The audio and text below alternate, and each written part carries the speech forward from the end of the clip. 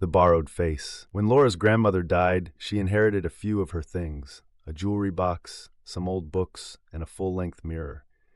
The mirror was enormous, encased in an intricately carved wooden frame.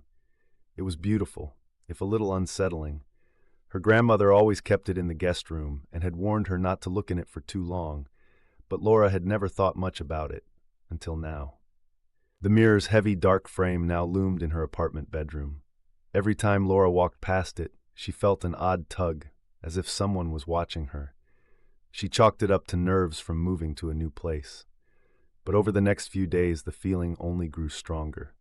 Then came the night it happened. Laura was brushing her teeth in the bathroom when she noticed something strange in the mirror's reflection. At first, she thought it was just a smudge, but as she leaned in closer, she saw it wasn't a smudge at all. It was a face. Her own face stared back at her, but something was off. Her reflection's eyes were hollow, dark circles framing them as if she hadn't slept in days. The mouth was twisted in a slight, knowing smile, one that didn't match her expression at all. Laura blinked and backed away, shaking her head. She convinced herself it was just a trick of the light.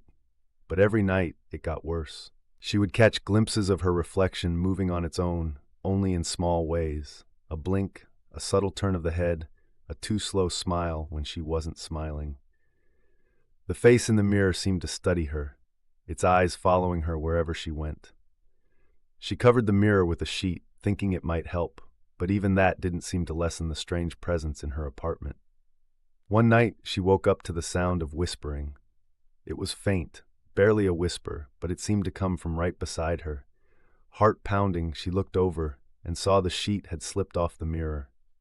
And there it was. Her reflection stood there, staring back at her with those cold, hollow eyes, smiling that eerie, knowing smile. But something was different this time. This time, it raised its hand and knocked on the glass. Knock, knock, knock. Laura's mouth went dry. Her reflection's hand didn't come down with the third knock. Instead, it pressed against the inside of the glass.